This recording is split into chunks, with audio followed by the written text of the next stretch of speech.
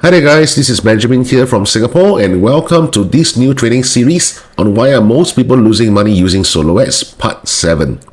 If you have missed any of the parts, like from part 1 all the way to part 6, you can always refer to all the links in the description box below that leads you directly to the relevant parts. Now in this training video per se, I'm going to share with you guys one very interesting question that I spotted in the Udimi forum. Alright, so this question was posted apparently by one of the Udimi buyers by the name of Jan Nicholas Bless. So he said that now it's often said that an email address is worth around $1. Is this also the case with solo ad traffics? And how big should the list be in order to make a good amount of money? I think over here he's saying about earning a good amount of money. So we're talking about profits per se, then it's not just about the revenue. So what she claimed, or rather what he claims, is my list is still small, only about 200 leads, but no sales yet despite email series. If you guys analyze this question properly, there are 3 different parts to it. Number 1, what is the cost per lead when it comes to solo ads traffic? Number 2, how big should the email list be in order to have a decent profits? And how much is this decent profits? Well, it's very subjective. But let's just talk about something which is consistent, about $5,000 per month. Alright, now the third part will be talking about the list being small and there's no sales yet despite having a lot of email series or email automation as we would call it. So let's answer this question based on the 3 following parts. Number 1, cost per lead when it comes to solo ad traffic. Now, solo ads traffic, it really depends on a lot of things when it comes to your cost per lead. The 2 main issues, or maybe I would say the 3 main issues that we're talking about over here is number 1, who is your solo ad traffic provider? If you are going for those traffic providers that's offering 15 cents or even 20 cents per click, your cost per lead can be as cheap as 50 cents. But then the quality of the traffic, very doubtful. Okay. Now, the second thing that we would want to consider is how converting your squeeze page is. You see, when it comes to solo ads traffic, it is not like any other form of traffic like social media traffic or paid traffic. Solo ads traffic is something that does not require you to have a very complicated squeeze page. As simple as possible. Towards the end of this video, right, if you watch it to the end, I'm going to show you something whereby you can access the link, watch a free training video from myself, which is about 2 hours long, and inside the video I'll share with you how to draft out a very simple yet converting squeeze page using Leadpages. The third thing that will affect your cost per lead will be in your email autoresponder, are you using double opt-in? Because if you are using double opt-in, definitely your cost per lead will skyrocket. However, if you are not using double opt-in, then you are controlling your cost per lead based on your conversion rate of your squeeze page. So let's say, for example, if your cost per click is at 50 cents, 1,000 clicks go into your squeeze page, and let's say your squeeze page conversion rate, alright, which is in terms of how many people actually give you the information of 50%. So cost per click 50%, 1,000 traffic goes in.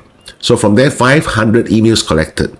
Now, based on this, without any double opt-in, that is where your cost per lead is approximately $1. Now, the second part that's being posted in the question is about how big should the email list size be in order to profit a certain good amount of money. And in this hypothetical situation, I'm going to use $5,000 per se. Now, actually, it doesn't really matter about how much money we're talking about over here. It can be $5,000, it can even be $50,000 per month. Because at the end of the day, what you need to understand is if you're just being trained in terms of using solo ads traffic and channeling to the squeeze page, then to the sales offer page, and hoping to make a positive return on investment from there, guys, don't dream about it. In fact, in one of my previous videos, I mentioned only 1 in 1,000 times would you experience a positive ROI by running an offer. All right, straight away, and from the front end, you can see some profits there. If not, most of the time, the money is in the list and the real money is in the buyer's email list. In the previous video, I also mentioned to you guys the importance of having this third-party tracking tool called Optin Dojo. Because Optin Dojo is going to help you to discern 2 things, 2 very important components. Number 1, how responsive are the email leads coming from individual solo ad vendors in terms of their open rates and in terms of their click-through rates. Not only that, Optin Dojo will even be able to track for you which particular email, is giving you the most, or rather I would say the best open rates and the best click-through rates pertaining to individual solo ad vendor. It is as precise as you can get to it. Alright, the software is dead. It's up to your imagination on what exactly you can do within it, and from there gather as much data as possible. The second thing, and the second most important thing that Optin Dojo can do that any other tracking tools out there in the marketplace currently can't do it, is the ability to move your lead from your general list, or what we call it the raw list, into a buyer's email list the moment any of your email subscriber purchase an affiliate offer that you are promoting. No other tracking tool in the market, to the best of my knowledge, can do that. Only Optin Dojo can do so. All right. And what happens is, over the last few days when I keep promoting Optin Dojo, in fact, a lot of you guys have actually subscribed to Optin Dojo via my affiliate link, and I really thank you so much for your trust.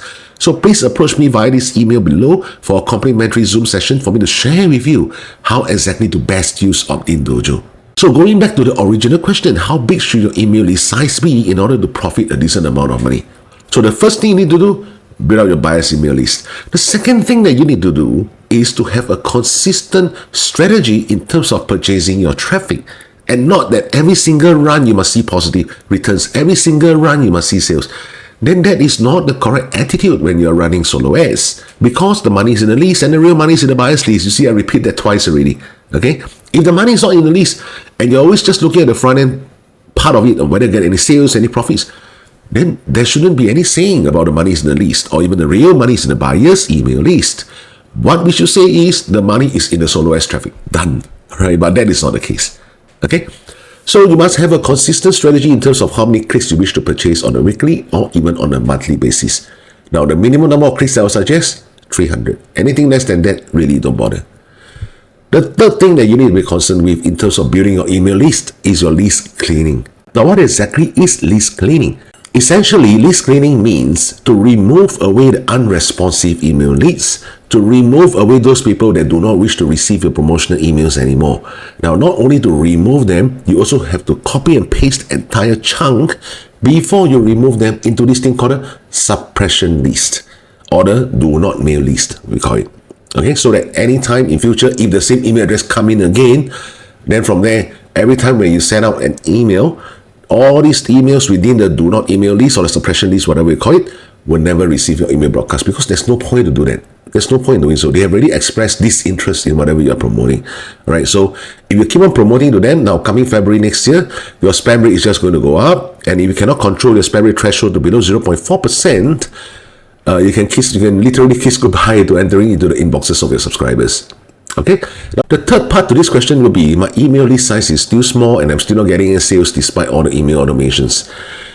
Guys, I have ever received or have ever seen even students coming into the program, and all that they're relying on is email automations after email automations, and they think that email marketing is as simple as just buying traffic and let all the email automation do the work. Guys, if email marketing is really that easy, who still want to work in a 9 to 5? Email automation is just one part, I would say very insignificant part of your entire email marketing process. The ones that really bring the money is not the email automation. Wake up, guys. The one that brings you the money is in the email broadcast. Because from there, you can segment the list, you can choose the kind of messaging style to different kind of email lists. You can even do testing, which is based on the subject lines, the email body content, the timing to send, so on and so forth. Everything is in the email broadcast. Now, of course, I do understand that when you send out email broadcast, it has to be on a daily basis, daily work basis or a daily weekly basis. But if you were to think about it, what if you were to do email broadcast, like for example, 3 to 4 hours a week? All right, that means to say devote one of your weekend, stay away from all the family issues, just put aside 3 to 4 hours and stand by all the email broadcasts for the following 7 days. And with doing that, every month you're earning like 10, 15, 20 grand. How does that sound to you? Of course, assuming that you already know how the whole system works. All right, so guys, this is how I would break down the entire question. The question seems simple. 3 sentences or 4 paragraphs, basically that's about it. But every single paragraph has its respective concerns, and that is why this video is kind of lengthy, but I hope you get the gist of what I'm trying to say. Okay guys, so I see you in part 8.